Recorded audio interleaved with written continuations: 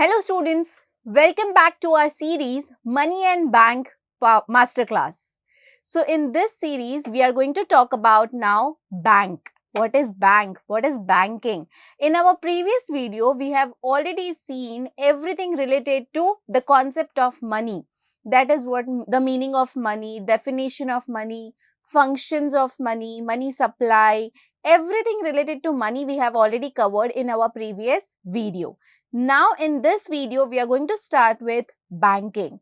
What exactly bank is? So by now we have all heard about the term bank, but we might not know the proper utilization or what is bank properly, right? So in this video, we are going to understand everything related to it. So first of all, if you can see in this image, the bank can be said to be of two types.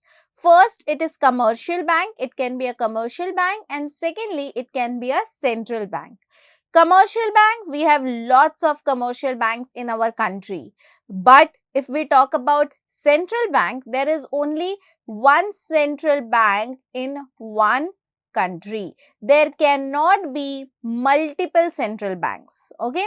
So we are going to start or understand about both the kinds of bank. Let us start with the first one, that is commercial bank. So commercial bank, what is commercial bank? It is the bank wherein we all go, right? We all deposit our money. Whenever we want, we can withdraw our money. Whenever we want, any kind of transactions we want, we can do it in that bank, right?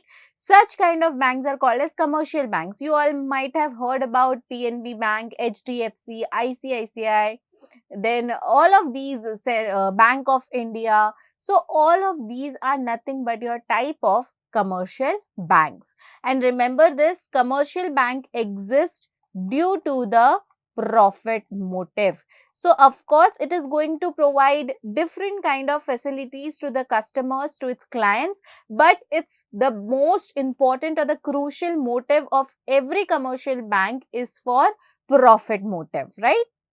So if you can see the meaning, it is an institution which perform the functions of accepting deposits. So first function of any commercial bank is to accept deposits of the people, of its client.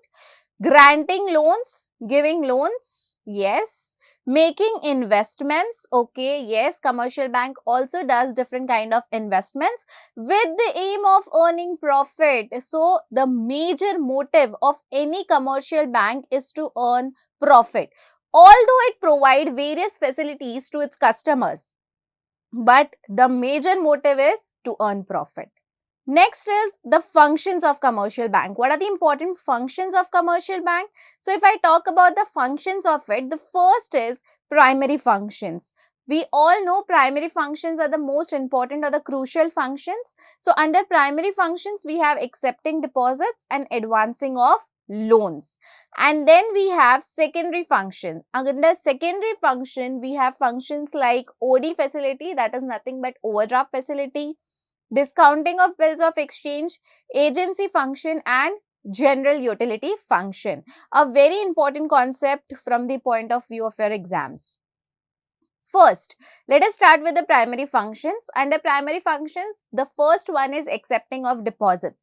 As I have already said that if we have surplus of money, where are we going to put it? We cannot keep it in our home, no, because it is not safe. So that is why what we will do, we will put our surplus money in bank, in commercial bank. I will go and deposit my extra surplus amount of money in a commercial bank.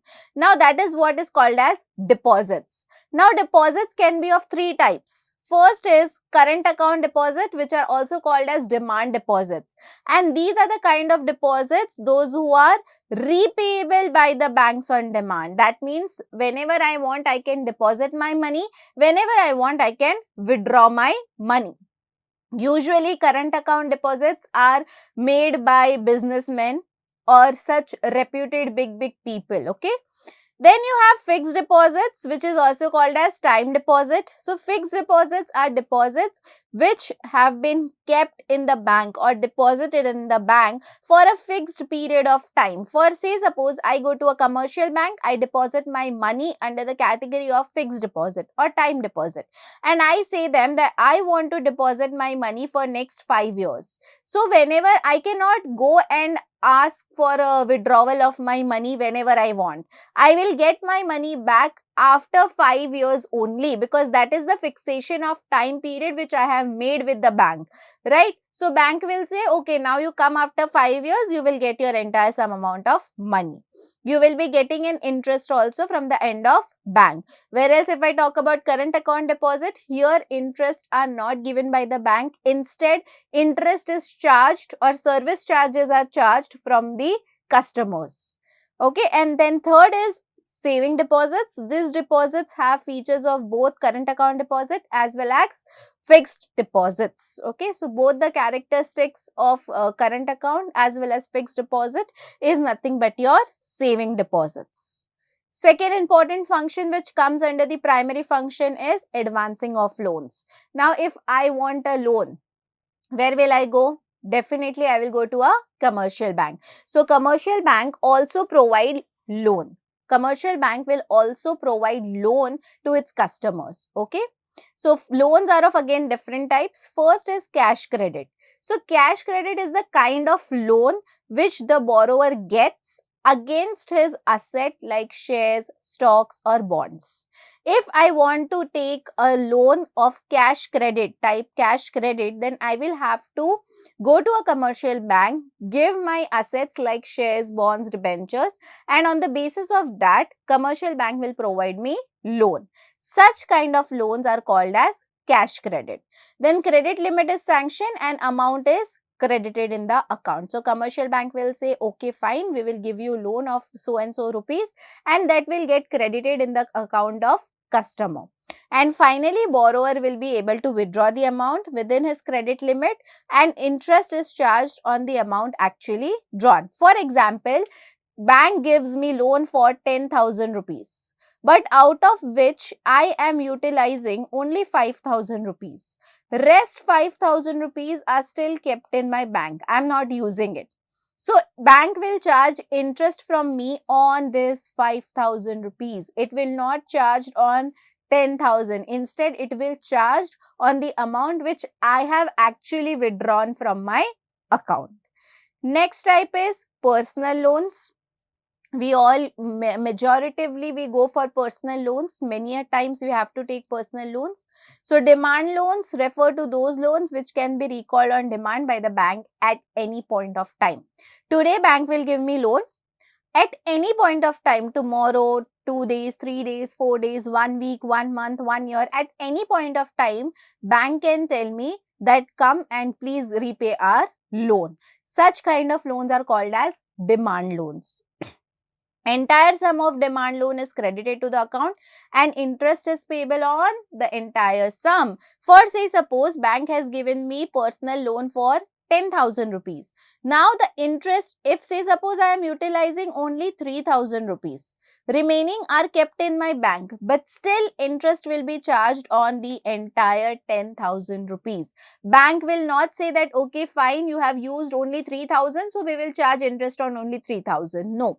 That was the case under cash credit kind of loan. But under demand loans, this is not what happens. If you have sanctioned the loan for the 10,000 rupees, you will have to pay interest on the entire 10,000 rupees. Third is type of loans. So, they are given as personal loans against some collateral security. So, now here also these kind of loans are given on some kind of collateral security, or collateral security can be anything. It can be a land, it can be a building, it can be anything. Money is credited to the account of borrower. Borrower can withdraw money from his account and interest is payable on the entire sum of loan granted. So, now the loan granted to you is for 20,000 rupees. You have withdrawn only 15,000 rupees. 5,000 rupees is still kept in bank, but still interest will be charged. Your interest will be charged on entire sum amount of rupees, that is 20,000. Okay. Here also you will have to pay interest on the entire sum amount of money which has been credited to your account. Fine. Next, secondary functions. So these were primary functions: accepting of deposits and advancing of loans. We saw 3 types of deposits, we saw 3 types of loans. Now comes the secondary function. What are these secondary functions given by commercial bank? First is OD facility, which is also called as overdraft facility. So it refers to facility in which customer is allowed to overdraw his current account up to an agreed limit. Customer have to pay interest to the bank on the amount overdrawn by them. For example, I don't have any amount in my bank. I am at nil. But bank will tell me that, okay, fine, if you are at nil, but still if you want to spend up to a certain limit, example, that limit is 5,000 rupees, you can spend it. Okay, although you don't have any amount in your balance, amount in your account, still you can spend up to a certain amount of limit, and say suppose that certain amount of limit is 5,000. So what is this facility? This is called as overdraft facility. That bank has provided overdraft facility to me.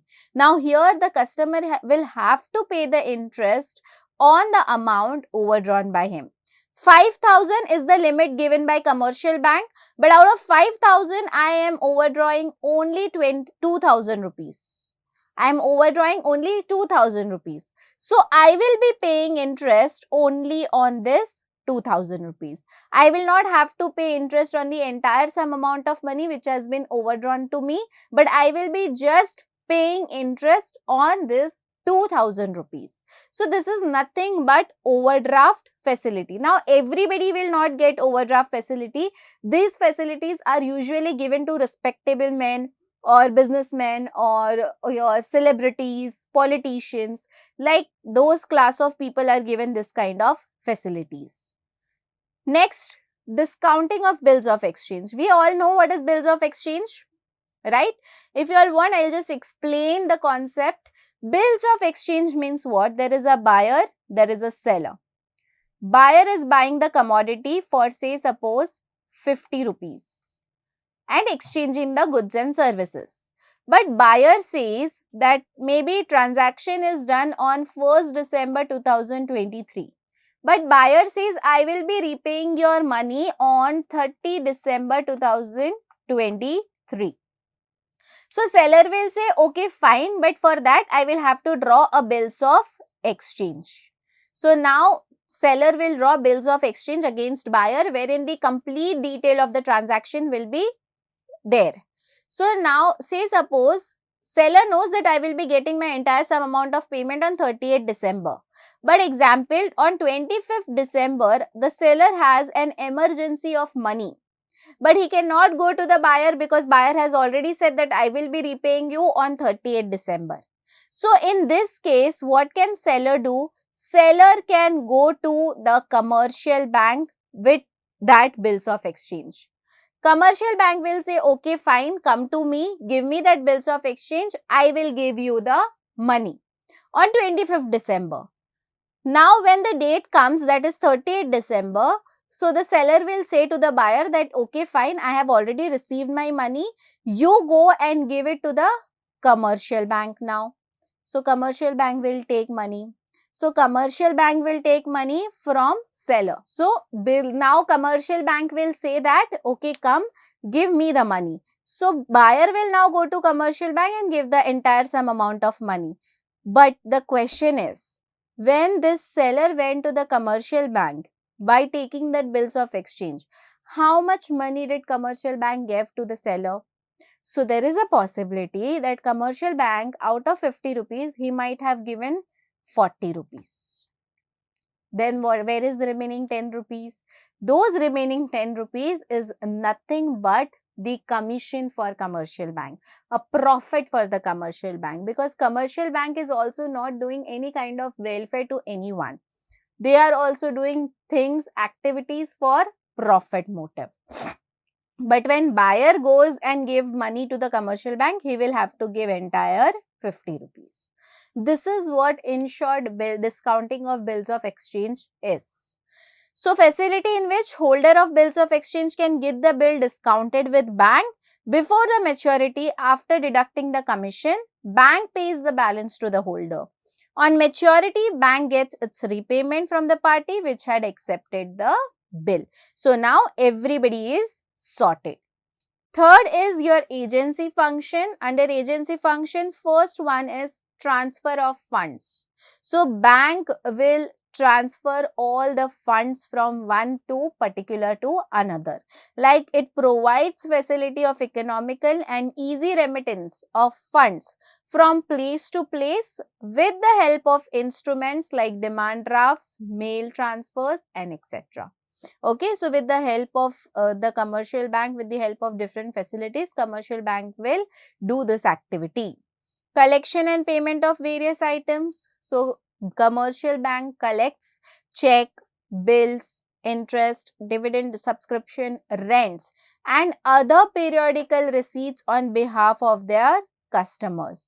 And also it make payment of taxes, insurance premium by standing instruction. If a client has instructed that you have to do an auto deduct of my taxes every month, then that will also be done by the commercial bank. Purchase and sale of foreign exchange. So, commercial bank are also authorized by the central bank. Now, not every commercial bank is authorized. Only few commercial banks are authorized by RBI where they can buy and sell the securities of foreign exchange. Purchase and sale of securities. So, commercial bank will buy and sell the stock of shares of private companies as well as government securities on behalf of its customers. Income tax consultancy. So, if a customers have the queries or if have any kind of matters related to income tax, then commercial bank also makes an income tax return. Trustee and executor. So, commercial bank can also act as a trustee and executor to their clients. So, if suppose the client is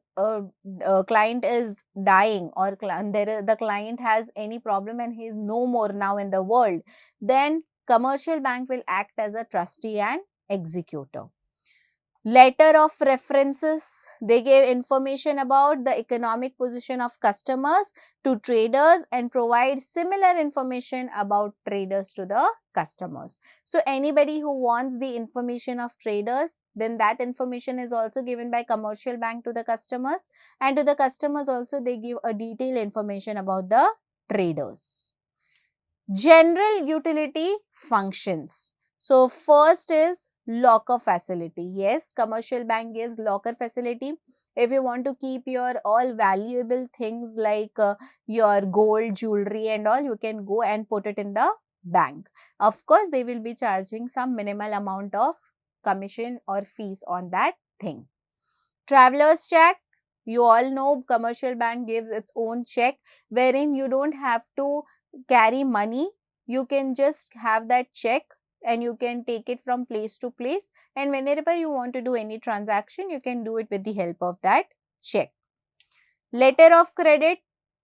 So, if any customer wants a letter of credit, that how credit worthiness it is, so that is also been provided by the commercial bank. For example, I want to borrow loan from ICICI Bank. Now, ICICI Bank wants to know about my my credit worthiness. What is my income? What is my background? Every details they want. So, say suppose I am the account holder of HDFC Bank. So, HDFC Bank will give letter of credit to ICICI Bank on behalf of me, mentioning each and every important detail about me. Underwriting security. So, commercial bank becomes underwriters. Commercial banks many a time issue shares of a new company. See, because new company when issue share, people don't go and buy their shares because they are reluctant that whether they should buy the shares of new company or not. So, in that case, a commercial bank will become an underwriter, that okay, this company is so and so, it is safe, it is good to invest, you can invest. So, then people will go and start investing in that company. Collection of statistics. So, bank also keeps on collecting and publishing the statistics related to trade, commerce and industry. So, that was all about functions of bank, functions of commercial bank specifically. Next is money creation or credit creation. That means how does a commercial bank creates money? Now, as we already said that commercial bank exists for profit motive. Now, in which ways, how or when they will be able to create profit? So, let us see that process. Process of money creation or commercial bank are able to create credit which is far excess of the initial deposits. Okay, initial deposit is the fresh deposit which a commercial bank gets. Now, there are further two assumptions. To understand this process of money creation by commercial bank, you have two assumptions. First assumption, entire commercial bank system is a one unit and is termed as banks. So, there are no different banks. There is no ICICI, HDFC, Axis Bank, PNB Bank or State Bank of India. No. All the banks are one unit and is called as banks. That is the first assumption. Second, all receipts and payment in the economy are routed through the banks. That is, payments are made through checks and all receipts are deposited in the banks. Secondly, all the transactions are done through banks, no cash, no nothing. Every transactions are done with the help of checks and everything is deposited in the bank. So, these are the two assumptions. Deposits held by banks are used for giving loans. We all know this, right? Say suppose this is a commercial bank which you can see it in the image. Here is the depositor who is depositing 10,000 rupees in the bank. And here is the borrower who will go to borrow money or take loan from the commercial bank. So, from where commercial bank will be lending him loan? From the deposits which they are getting. Those deposits are used in the form of loan. Okay. So, however, banks cannot use the whole of deposit for lending. It is legally compulsory for the banks to keep certain minimum fraction of their deposits as reserves. So, see, if say suppose there is one commercial bank, total deposit with that commercial bank is say suppose 1 lakh rupees. Now, of course, it is going to be more than that or sometimes less than that. But here we are just using an example that the total deposit of the bank is 1 lakh rupees. So, will the commercial bank lend the loan for entire 1 lakh rupees? No, that is not possible. Commercial bank cannot do that because there is something called as LRR. LRR is nothing but legal reserve ratio. Legal. That means lawfully. Lawfully, commercial bank cannot do so. Commercial bank cannot give the entire sum amount of its deposit in the form of loan. There is some certain percentage of amount which they need to keep it with themselves as well as they need to keep it with the central bank. So, LRR is nothing but legal reserve ratio. Legal reserve ratio can be of two forms. It can be a CRR, that is cash reserve ratio, and SLR, statutory liquidity ratio. Okay, so legally a commercial bank cannot lend the entire amount of its deposit in the form of loan. There is certain fraction of amount which they have to keep it with themselves. So, fraction is called as LRR, that is legal reserve ratio, which is again fixed by the central bank of the country. So, LRR is fixed by central bank of the country. Bank do not keep 100% reserves against the deposit. They keep reserves only to the extent indicated by the central bank. Not necessary that the entire deposit bank will have to keep it as reserves. No, only certain amount of money they have to keep it as reserves. Again, that is specified by the central bank. So, why only fraction of deposit are kept as cash reserves? Why not entire amount? Say suppose as I said there is 1 lakh rupees in a commercial bank. The total deposit of the commercial bank is 1 lakh rupees. Why are we not putting the entire 1 lakh rupees as reserves? If we do that, how is commercial bank going to get profit if the entire sum amount of money is kept in the bank itself? They are not lending it in the form of loan. So, bank keeps fraction of deposit as cash reserves because a prudent banker by his experience knows two things. So, two things any banker would know. First, all the depositors do not approach the bank for withdrawal of money at the same time, and also they do not withdraw the entire amount in one go. If I am depositing 50,000 in my commercial bank, it's but obvious I will be not withdrawing entire 50,000 rupees from the commercial bank unless and until it is extremely very emergency, very urgent. I will be not withdrawing an entire amount of money. Okay. So, likewise, bank know this, that if any depositor is depositing money with our bank, then everybody will not come at one go to withdraw the money. And even if people are coming, they will be not withdrawing entire sum amount of money. Secondly, there is a constant flow of new depositors into the bank. If on a daily basis, there will be new depositors who will be visiting to the commercial bank. So, to meet daily demand for withdrawal of cash, it is sufficient for banks to keep only fraction of deposit as cash reserves. So, if any time the depositor is coming to withdraw its money, commercial bank should have the money, no? That is the reason why they are asked to keep fraction of money as reserves. If experience of bank shows that withdrawals are generally around of the deposits, it needs to keep only 20% of deposit as cash reserve. So, say suppose 100 rupees is the total deposit. Out of this, CRR, that is cash reserve ratio, is 10%, and SLR, that is statutory liquidity ratio, is 10%. So, 10 rupees, out of 100 minus 20 is how much? 80 rupees. So, 80 rupees is there with the commercial bank to lend it in the form of loan.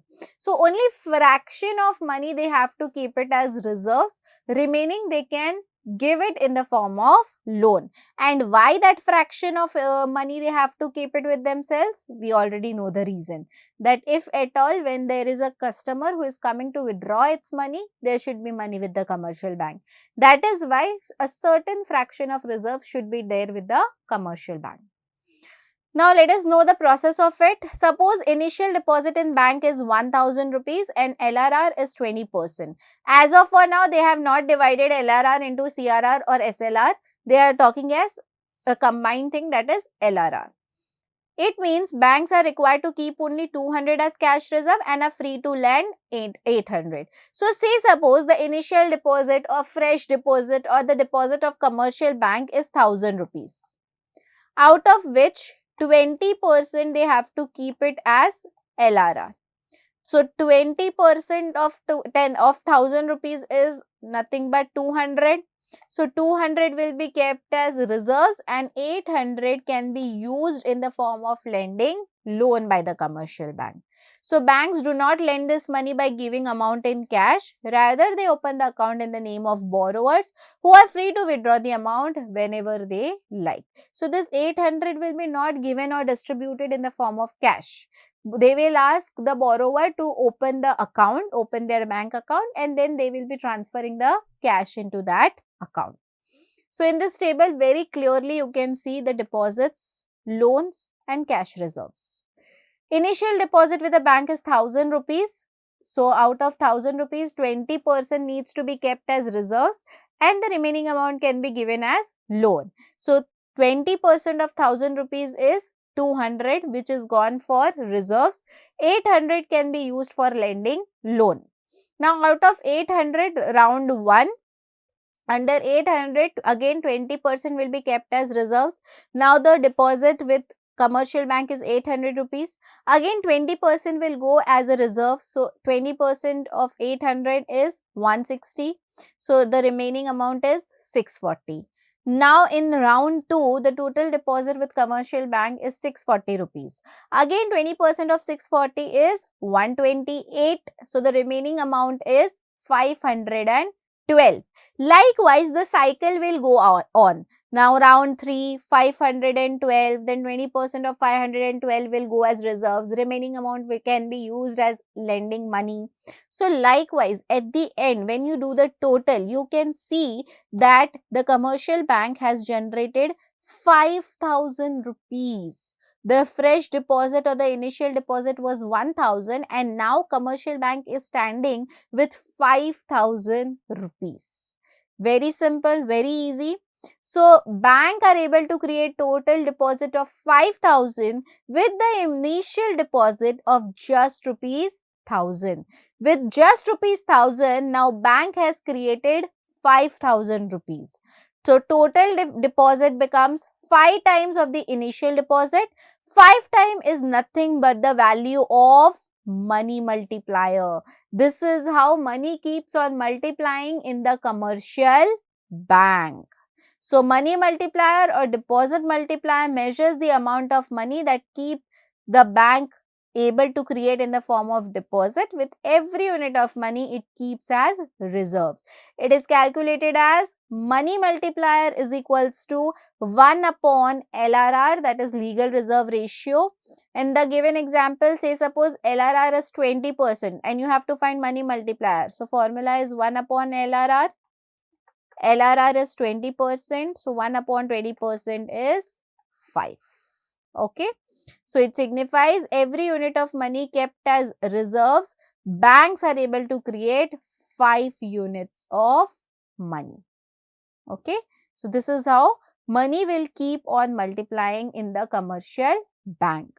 Value of multiplier is determined by LRR. So, if you want to find out the value of multiplier, money multiplier, you have to determine legal reserve ratio.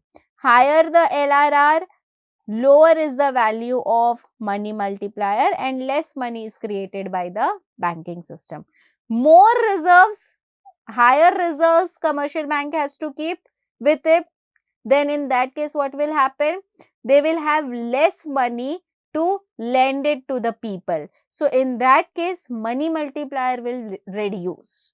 Profit of the commercial bank will reduce and lower the LRR, higher will be the money multiplier. So, there is an inverse relationship between LRR and money multiplier. So, by the given example, we can understood it more clearly. Calculate total deposits created if initial deposit is 1000 crore and LRR is 12.5. So, LRR is 12.5, money multiplier is equals to 1 upon LRR. So, 1 upon 12.5 is nothing but 8. Initial deposit is given as 1000. Formula to find out total deposit, very important. Initial deposit into money multiplier. Initial deposit given in the question 1000, money multiplier we have find out 8, that becomes 8000 crores. Very important from the point of view of exams. It can be asked as an MCQ question, it can be asked as a 3 marks question also. So, here you should know the formula of money multiplier, you should know the formula of total deposits. Okay. So, now we are done with the commercial bank. Next kind of bank which comes into the picture is central bank. So, as I already said that central bank is only one in the entire country. Okay. Every country has its own central bank and they have their own names. So, for example, our country, that is India, has the central bank. The name of that is Reserve Bank of India, which is nothing but RBI 1935, because it was established in the year 1935, and central bank is just like a monitor of the classroom, okay, because central bank is responsible to regulate, to supervise, to see the functioning of all the commercial banks which are present in the country. So, a central bank is the very important bank, or RBI is something which is responsible to look after all the commercial banks which are there in the country. So, let us see the meaning of central bank. It is an apex body that controls, operates, regulates and directs the entire banking and monetary structure of the country. So RBI is the apex. Apex means a very important body of the country which is going to regulate, control, operate and direct all the banks and all the financial institutions of the country. Functions of central bank. So these are the different functions of central bank: currency authority, banker to the government, bankers bank and supervisor, controller of money supply and credit, other instruments and custodian of foreign exchange reserves. So these are the important functions of a central bank. First is currency authority or bank of issue. So RBI has the sole authority to issue the currency in country except 1 rupee note, 1 rupee and coins. Okay, apart from this, all the currencies are issued by RBI. Then who is issuing this? So this is issued by Ministry of Finance of the country.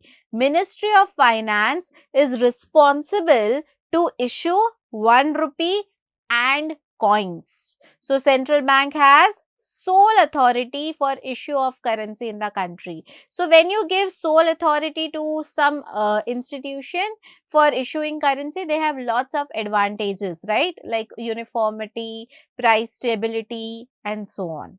So central bank is sole authority. Next, banker to the government.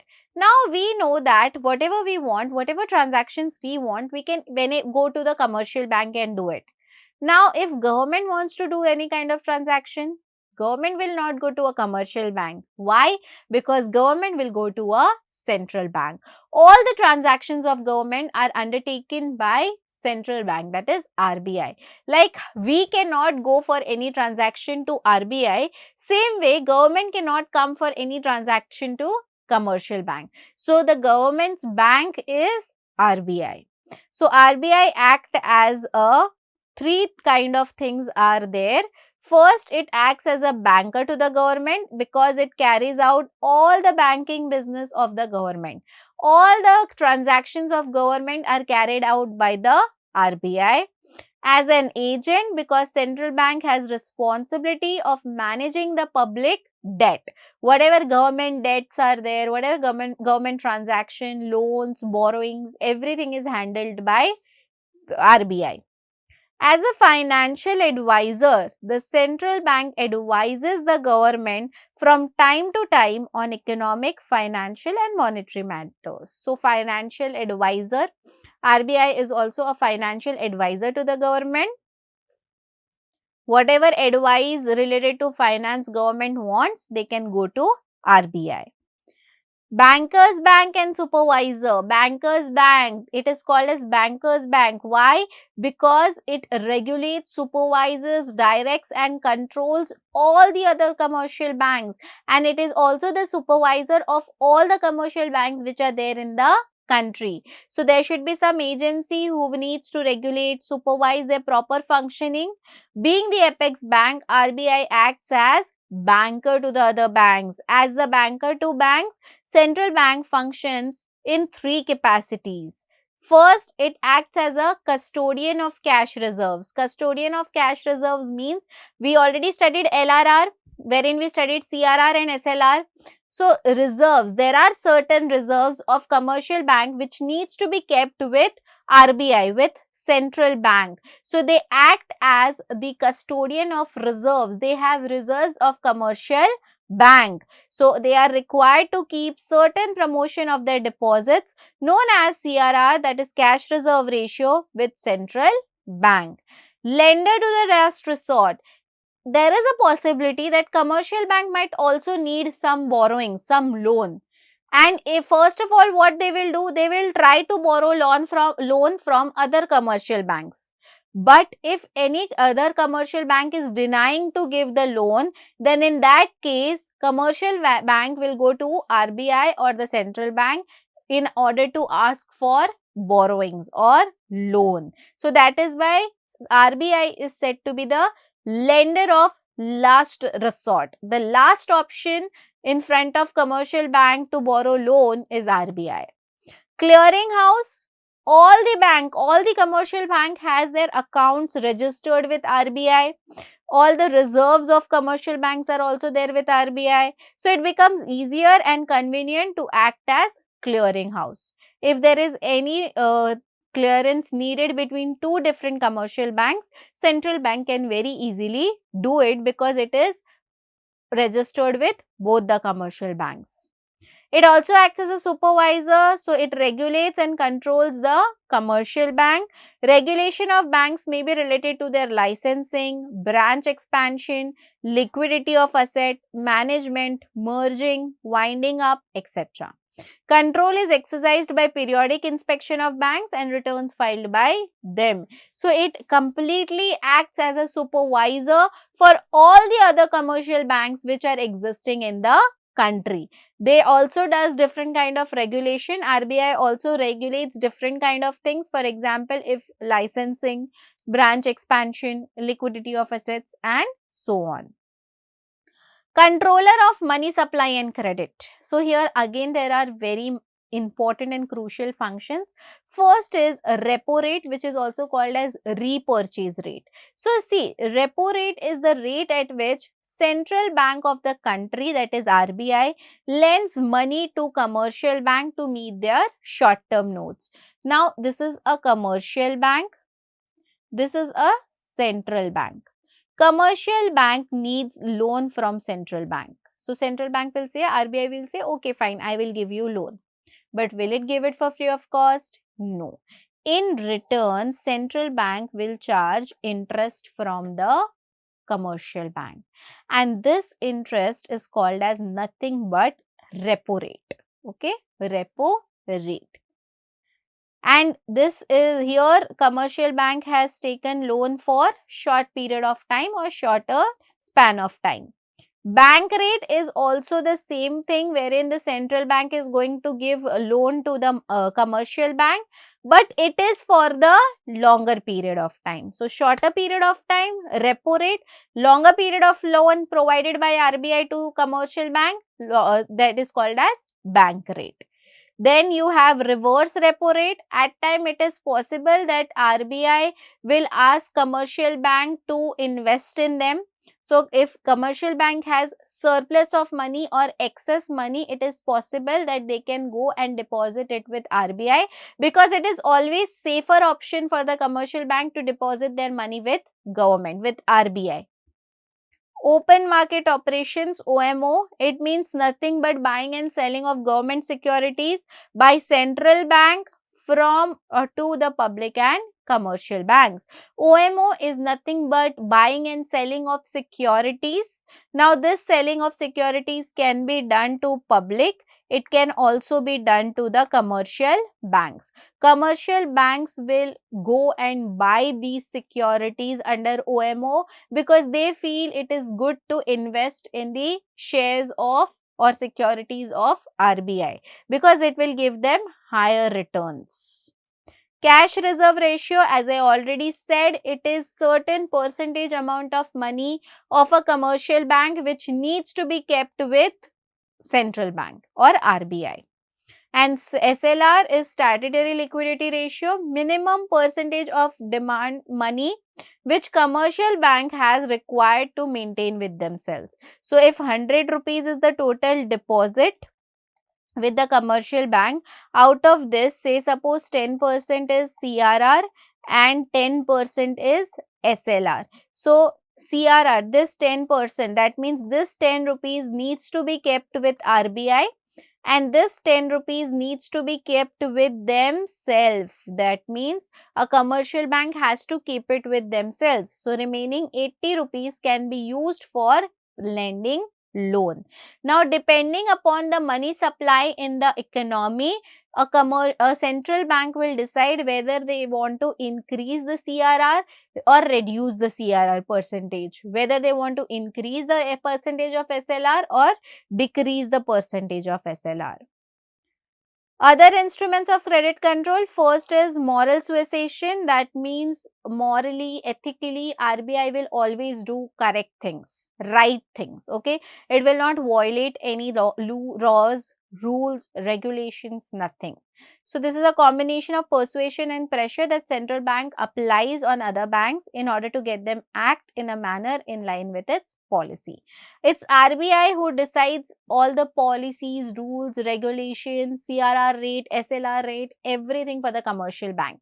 And commercial bank has to accept it without giving any arguments. So, moral suasion is exercised through discussion, letters, speech and hints to the banks. So, RBI will always very morally pass on their policies, rules and regulations to the commercial banks in ways of discussions, letters, speeches and etc.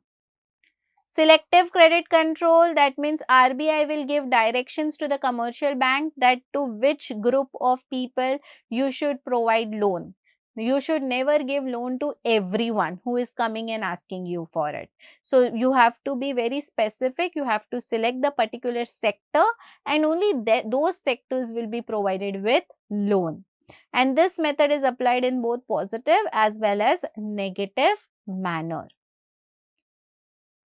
Custodian of foreign exchange reserves. So, central bank also act as custodian of country's stock of gold and reserve of foreign exchange. Central bank is going to be liable for everything happening with the foreign countries, and this function enables central bank to exercise a reasonable control on foreign exchange.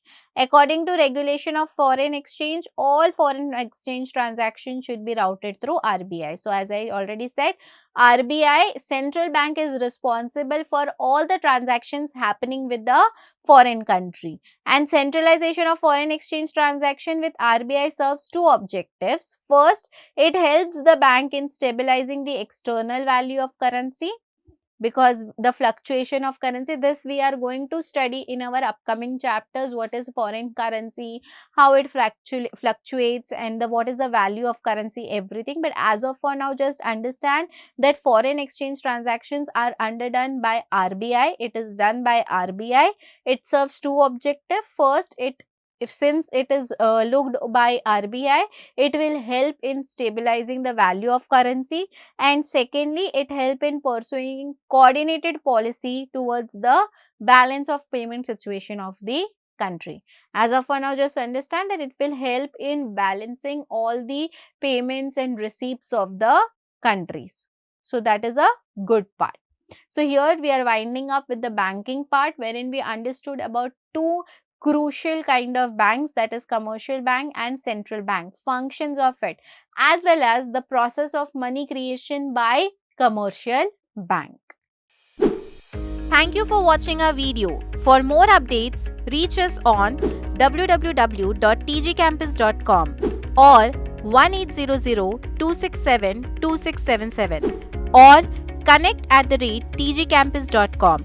Like and subscribe to our YouTube channel TG Campus In. Follow us on Instagram, Facebook and WhatsApp.